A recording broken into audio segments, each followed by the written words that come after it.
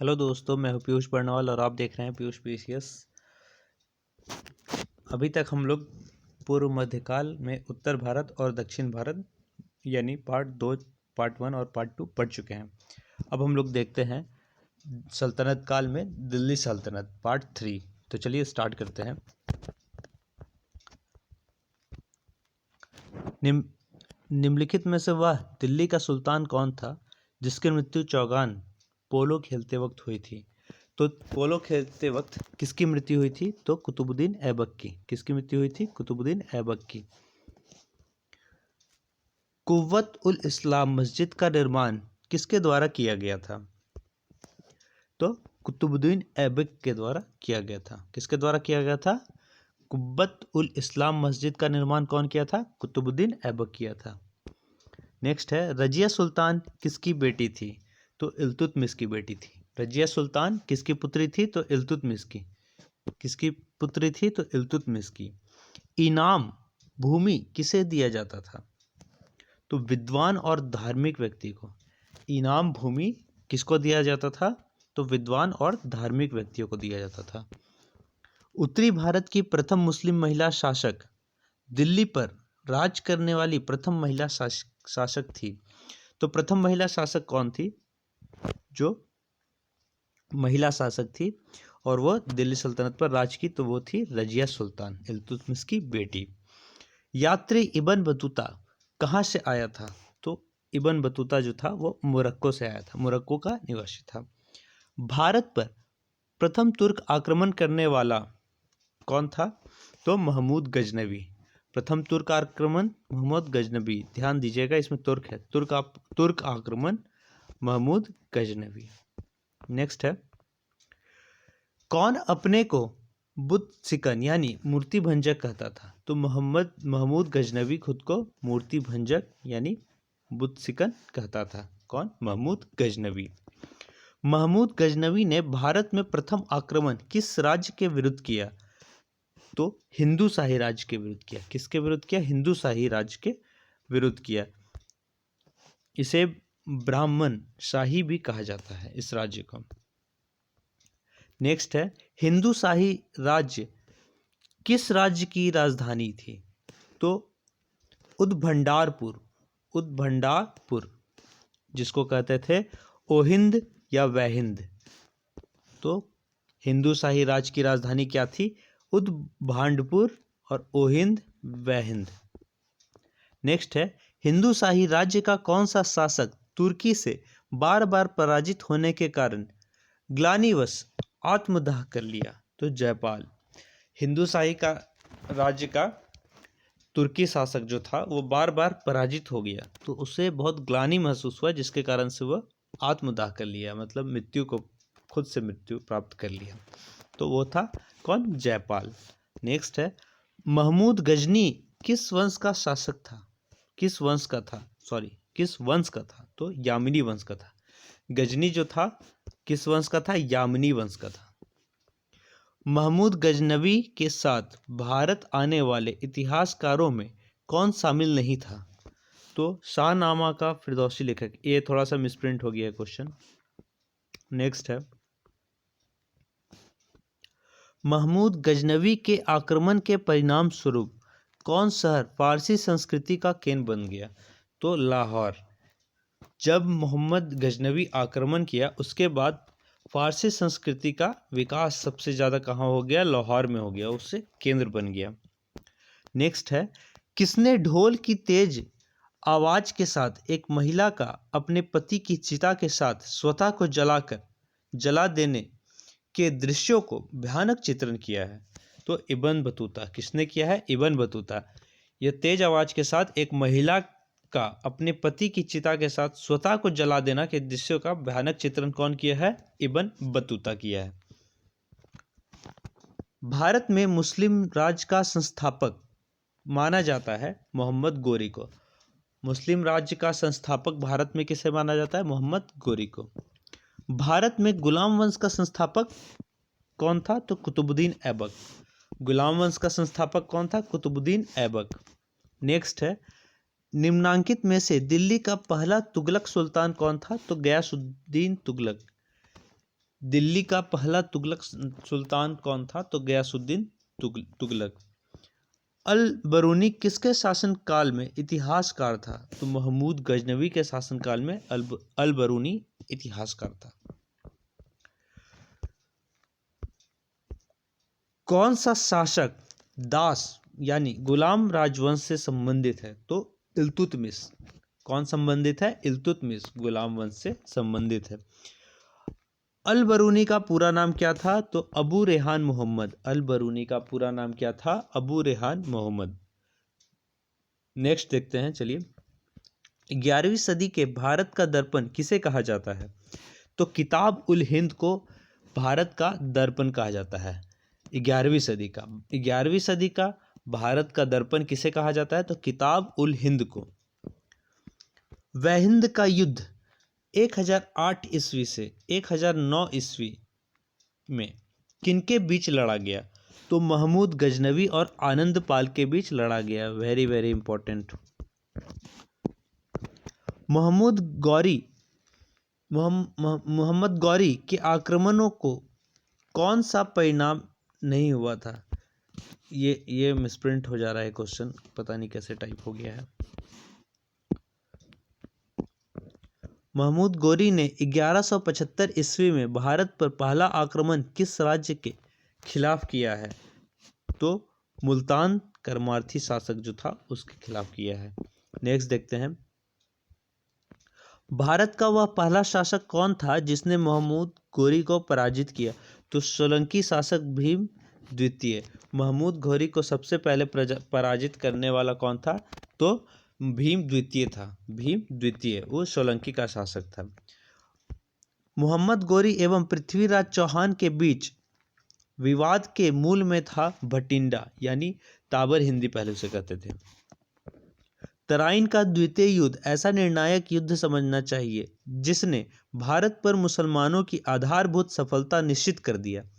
बाद में होने वाले आक्रमण इसके परिणाम मात्र थे। यह कौन कहा है? किसका कथन है? तो बीए स्मिथ का है। कौन? BA Smith.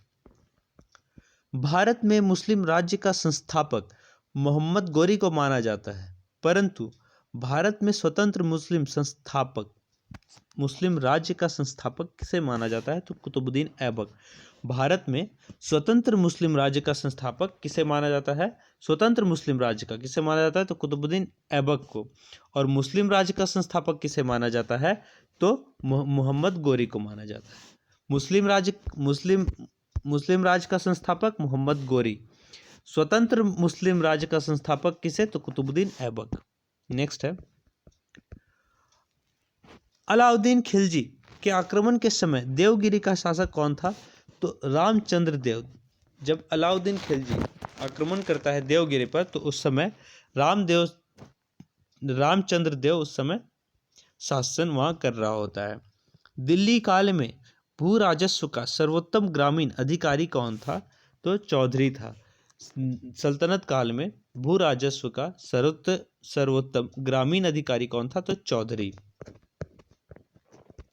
नालंदा विश्वविद्यालय के विनाश का कारण क्या था? तो मुसलमान। नेक्स्ट है, कुतुबुद्दीन ऐबक की राजधानी थी लाहौर। कुतुबुद्दीन ऐबक की राजधानी क्या थी? लाहौर। नेक्स्ट है, अलाउद्दीन खिलजी के प्रसिद्ध सेनापतियों में किसकी मंगोलों के विरुद्ध लड़ते हुए मृत्यु हो गई? तो मंगोलों से लड़ते हुए कौन मारा गया था? तो जफर खां मारा गया था।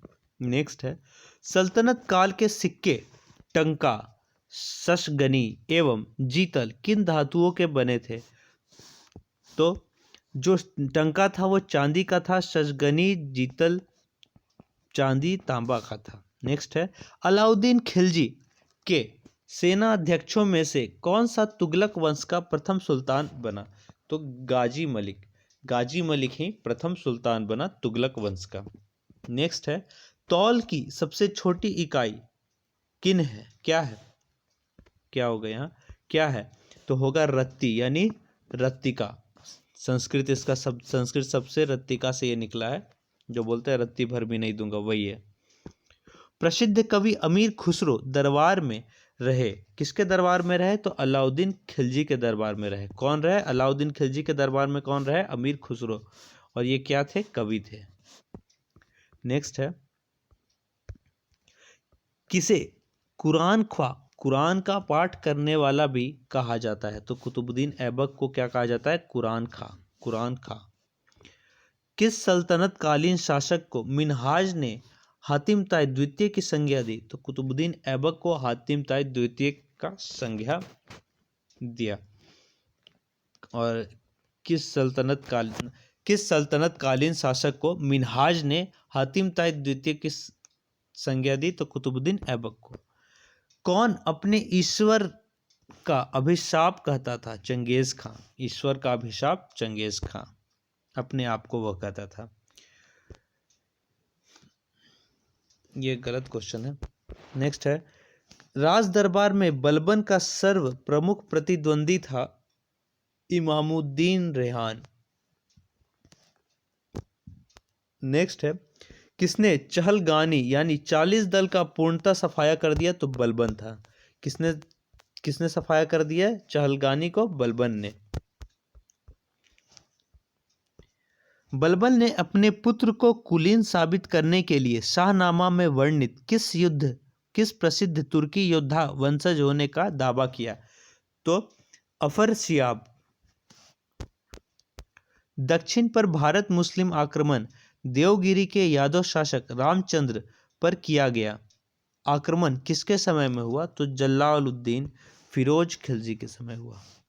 नेक्स्ट है, अलाउद्दीन खिलजी के सेनापतियों के नेतृत्व में गुजरात विजय अभियान के क्रम में खंभात से किसे खरीदा गया, जिसने बाद में दक्षिण भारत की विजय का नेतृत्व किया? तो मलिक काफूर को 1000 दिनारी कहा गया क्योंकि उसे 1000 दिनार में खरीदा गया था। नेक्स्ट है, अलाउद्दीन खिलजी के समय मलिक काफूर के नेतृत्व में दक्षिण अभियान 1307 ईस्वी से 1312 ईस्वी तक किया गया। इस अभियान में पराजित राज्यों का क्रम था। तो सबसे पहले देवगिरी को पराजित किया, फिर वारंगल को पराजित किया, फिर होयसल को पराजित किया, फिर मदुराई को पराजित किया। नेक्स्ट है, अलाउद्दीन खिलजी ने कहा कि शासक को 6 महीने तक राजधानी दिल्ली में रखा, रायरान राजाओं का राजा की उपाधि दी तथा गुजरात का नवसारी जिला उसके राज्य में शामिल करवा दिया गया। देवगिरी के शासक रामचंद्र को। किसे? देवगिरी के शासक रामचंद्र को 6 महीने तक राजधानी दिल्ली में रखा गया, राजरायन यानी राजाओं का राजा को उपाधि दिया और गुजरात का नवसारी जिला में उसके राज्य में शामिल करवा दिया गया देवगिरी के शासक रामचंद्र को। नेक्स्ट है, किसने कहा था मैं ऐसे आदेश देता हूं जो राज्य के लिए हितकर हैं, मैं यह नहीं जानता कि शरीयत में इसकी इजाजत है या नहीं? यह कहता है अलाउद्दीन खिलजी। अलाउद्दीन खिलजी ने किसके कहने पर सिकंदर महान के समान विश्व विजय की योजना को त्याग दिया? अलाउफ मुल्क के कहने पर वह विश्व विजेता बनने की योजना को त्याग दिया यानी छोड़ दिया। नेक्स्ट है, किस सुल्तान ने एक नया मंत्रालय दीवान ए रियासत यानी वाणिज्य मंत्रालय की स्थापना की? तो अलाउद्दीन खिलजी ने। दीवान ए रियासत की स्थापना यानी वाणिज्य मंत्रालय की स्थापना किसने की? तो अलाउद्दीन खिलजी ने की। नेक्स्ट है, किस सुल्तान ने सैनिकों को भू अनुदान के स्थान पर नगद वेतन देने की प्रथा चलाई? तो अलाउद्दीन खिलजी ने। नेक्स्ट है, यक अस्पा एक घोड़ा वाला सैनिक, 2 अस्पा 2 घोड़े वाला सैनिक का प्रथा का आरंभ किसने किया? तो अलाउद्दीन खिलजी ने किया। किसने रम्स ए मियान के बीच का रास्ता व तारीख ए इद्दाल यानी सुल्तान तरीका नाम से राजस्व सुधार की व्यवहारिक नीति अपनाई? तो गयासुद्दीन तुगलक। नेक्स्ट है, नहर निर्माण कराने वाला दिल्ली का प्रथम सुल्तान कौन था? तो गयासुद्दीन तुगलक था। मोहम्मद बिन तुगलक की मृत्यु कहाँ हुई? तो ठट्टा में हुई थी। कहाँ हुई थी? ठट्टा में। किस सुल्तान ने हक ए सर्ब यानी सिंचाई कर नामक एक नया कर लगाया था तो फिरोज तुगलक ने। सिंचाई के लिए नया कर कौन लगाया था? फिरोज तुगलक ने, जिसको क्या बोलते थे? हासिल ए सर्ब, हक ए सर्ब। नेक्स्ट है, किसने भूमि मापने का पैमाना गंज ए सिकंदरी का प्रचलन किया? तो सिकंदर लोदी। गज ए सिकंदरी का प्रचलन कौन करवाया? तो सिकंदर लोदी करवाया। नेक्स्ट है, किस मुस्लिम शासक के सिक्कों पर देवी लक्ष्मी की आकृति बनी है? तो मोहम्मद गोरी जो था वो जो सिक्का चलवाया था उसके सिक्कों पर देवी लक्ष्मी की आकृति बनी हुई पाई गई है। नेक्स्ट है, तराइन की पहली लड़ाई 1991 में किनके बीच हुई? तो मोहम्मद गोरी और पृथ्वीराज चौहान के बीच हुई। नेक्स्ट है, किसके शासनकाल में सबसे अधिक मंगोल आक्रमण हुए? तो अलाउद्दीन खिलजी के शासनकाल में सर्वाधिक मंगोलों का आक्रमण हुआ। लोदी वंश का अंतिम शासक कौन था? तो इब्राहिम लोदी। लोदी वंश का अंतिम शासक कौन था? इब्राहिम लोदी।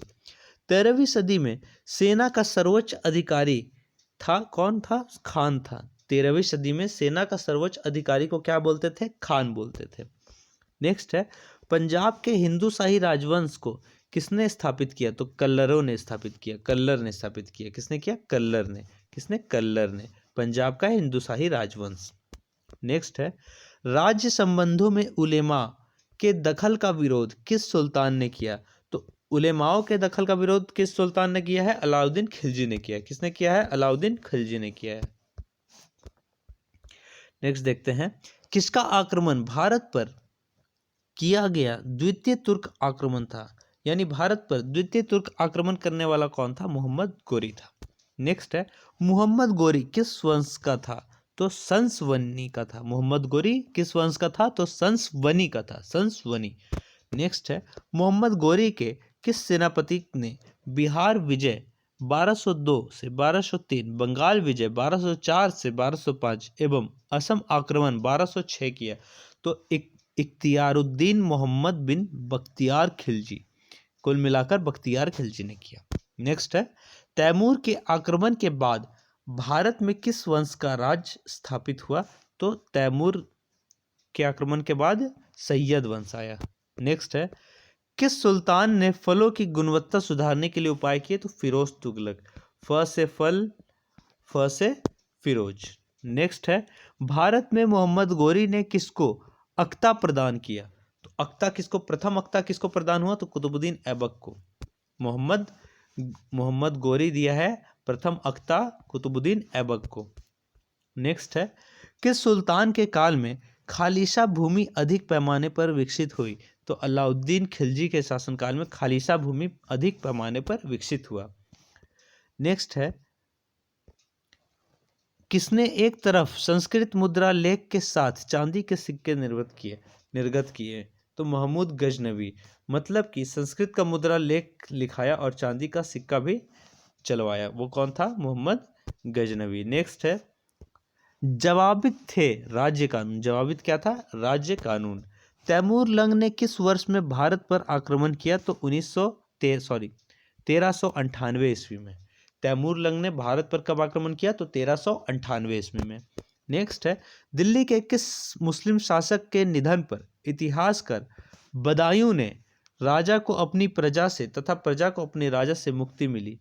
मोहम्मद बिन तुगलक। ऐसा माना जाता है कि मोहम्मद बिन तुगलक के मरने पर बदायूं ने कहा कि राजा को अपनी प्रजा से और प्रजा को अपनी राजा से मुक्ति मिला। कौन सुल्तान नया धर्म चलाना चाहता था किंतु उलेमाओं ने विरोध किया? तो अलाउद्दीन खिलजी नया धर्म चलाना चाहता था लेकिन उलेमाओं उसका विरोध करते थे। नेक्स्ट है, दिल्ली का सुल्तान जो दान दक्षिणा के बारे में काफी ध्यान रखता था और इसके लिए एक विभाग दीवान ए खैरात यानी दान विभाग की स्थापना की थी, वो कौन था? फिरोज तुगलक। इसी के साथ मैं बताना चाहता हूं दोस्तों कि अगर आपने नहीं देखा है पार्ट 1 और पार्ट 2 तो उसे जरूर देख ले। प्लेलिस्ट में आपको मिल जाएगा और प्लेलिस्ट में साथ ही साथ मैथ और रीजनिंग के सवाल जवाब भी आपको मिल जाएंगे जो कि परीक्षा के दृष्टि से बहुत ही महत्वपूर्ण है। बैंक, एसएससी, रेलवे के लिए बहुत ज़्यादा महत्वपूर्ण है। तो उसे भी देख ले, और अच्छा लग रहा है तो चैनल को सब्सक्राइब कर दे, शेयर कर दे, लाइक कर दे। नेक्स्ट है, अनुकूल परिस्थितियां मौजूद होने के बावजूद गुलाम वंश के शासक भारत में अपने साम्राज्य का विस्तार नहीं कर पाए। इसका मुख्य कारण क्या था? तो मंगोल आक्रमण का भय था, मतलब कब न कब मंगोल आक्रमण कर दे, इसके कारण साम्राज्य का विस्तार नहीं हो पा रहा था। नेक्स्ट है, ढाई दिन का झोपड़ा मस्जिद अजमेर का निर्माण किसने कराया? तो कुतुबुद्दीन ऐबक ने कराया। किसने? कुतुबुद्दीन ऐबक ने। 2.5 दिन का झोपड़ा कुतुबुद्दीन ऐबक, जो कि अजमेर में है। किसे बगदाद के खलीफा ने मंसूर यानी स्वीकृति पद यानी मानाभिषेक पत्र प्रदान किया? तो स्वीकृति पद यानी मंसूर किसे प्राप्त किया है? किसने प्रदान किया? तो इल्तुतमिश। नेक्स्ट है, दिल्ली सल्तनत का पहला सुल्तान कौन था जिसने दोआब के आर्थिक महत्व को समझा? तो दोआब का आर्थिक महत्व को कौन समझा? तो इल्तुतमिश समझा। कौन समझा? इल्तुतमिश। नेक्स्ट है, 50 किसने 40 तुर्की सरदारों को लेकर तुर्कान ए चहलगामी यानी 40 दल का गठन किया था? तो गठन कौन किया था? इल्तुतमिश। और इसको खत्म कौन किया था पूरी तरह से? तो बलबन। खत्म करने वाला था बलबन। नेक्स्ट है, किसके राज्यकाल में लखनौती यानी बंगाल की राजधानी तुगरिल खां का विद्रोह और दमन हुआ? तो बलबन। नेक्स्ट है, किसने राज दरबार में सिजदा यानी घुटनों पर बैठ के शीश नवाना, एवं पाबोस शीश को नवाना, एवं पाबोस पांव चूमना की परिपाटी चलाई यानी प्रथा चलाई? तो बलबन में। सिजदा और पाबोस का कौन चलाया पैमाना? तो बलबन चलाया। सिजदा यानी है शीश नवाना यानी सर झुकाना, और पाबोस का मतलब है पांव चूमना। वह अत्यंत गंभीर मुद्रा में दरबार में बैठता था। दरबार में वह ना तो खुद हंसता था और ना ही किसी को हंसी मजाक या फालतू की बात करने की इजाजत देता था। यह किससे संबंधित है? तो बलबन से संबंधित है। नेक्स्ट है, किसने कैलूगढ़ी यानी किलखोरी के राजमहल में अपना राज्याभिषेक किया और अपनी राजधानी बनाई? तो जलालुद्दीन फिरोज खिलजी ने। किसने? जलालुद्दीन फिरोज खिलजी ने अपना कैलूगढ़ी में राजमहल में अपना राज्याभिषेक किया और उसको राजधानी बनाया। नेक्स्ट है, राजकीय व्यय से संबंधित विभाग दीवान ए वकूफ सृजित करने का श्रेय दिल्ली के किस सुल्तान को जाता है? तो जलालुद्दीन फिरोज खिलजी को जाता है। यानी दीवान ए वकूफ कौन बनवाया था? तो जलालुद्दीन फिरोज खिलजी ने। नेक्स्ट है, दक्षिण अभियान के क्रम में किसने मलिक कफूर को प्रसिद्ध विश्व कोहिनूर हीरा प्रदान किया? मलिक कफूर ने यह हीरा सुल्तान अलाउद्दीन खिलजी को भेंट किया। तो प्रताप रुद्रदेव ने मलिक कफूर को यह हीरा दिया था, उससे लिया गया था। नेक्स्ट है, किसने 4 अध्यादेश 4 ऑर्डिनेंसेस जब्ती गुप्तचर प्रणाली का गठन, दिल्ली में मद निषेध, अमीरों के मेल मिलाप पर पाबंदी जारी किए? तो अलाउद्दीन खिलजी। नेक्स्ट है, किसने सैन्य शासन के क्षेत्र में दाग यानी घोड़ी पर दाग अर्थात चिन्ह लगाना, हुलिया सैनिकों की पहचान का प्रचलन किया? तो अलाउद्दीन खिलजी। यही है सो घोड़ों पर दाग लगवाता था और हुलिया सैनिकों के पहचान चिन्ह के रूप में लाया था। सराय अदल किसका बाजार था? तो वस्त्र एवं वस्तुओं का बाजार था सराय अदल। कौन से सुल्तान की मृत्यु अफगानपुर यानी तुगलकाबाद में लकड़ी से बने स्वागत भवन के गिरने से हुई थी? तो गयासुद्दीन तुगलक के मतलब लकड़ी से बने स्वागत भवन के गिरने से इसका मौत हो गया था। नेक्स्ट है, सुल्तान बनने के पूर्व किसका नाम जौना खां था? जूना खां, मोहम्मद बिन तुगलक। नेक्स्ट है, किसके शासक बनने के उपलक्ष्य में अपना उपनाम अबुल मुजाहिद रखा? तो मोहम्मद बिन तुगलक। नेक्स्ट है, मेरा सारा राज्य बीमार पड़ गया है, यदि मैं एक स्थान पर व्यवस्था स्थापित करता हूं तो दूसरे स्थान पर गड़बड़ी उत्पन्न हो जाती है, यदि मैं दूसरे स्थान को ठीक करता हूं तो तीसरे स्थान पर हलचल होने लगती है। यह कौन कहता है, किसका उक्ति है, तो मोहम्मद बिन तुगलक का। नेक्स्ट है, किसके राज्यकाल में सादा अमीरों का विद्रोह हुआ, सदा अमीरों का विद्रोह हुआ, जिसकी चरम परिणति 1347 ईस्वी में बहमनी राज्य की स्थापना में हुई, तो मोहम्मद बिन तुगलक इसका आंसर होगा। नेक्स्ट है, एंड आखिरी आज का क्वेश्चन है, फिरोज तुगलक द्वारा स्थापित दारुल उल सफा क्या था, एक खैराती अस्पताल था। दारुल सफा क्या था, खैराती अस्पताल था। तो इसी के साथ ही आज का क्लास समाप्त होता है दोस्तों। आप लोग को कैसा लगा ज़रूर कमेंट में बताएं, और यह बताएं अगर अच्छा लग रहा है तो लाइक भी कर दे, सब्सक्राइब भी कर दे, अपनों दोस्तों के साथ शेयर भी कर दे, ताकि ज़्यादा से ज़्यादा लोगों तक ये पहुँचे। इसी के साथ ओके, धन्यवाद, थैंक यू, जय हिंद, जय भारत।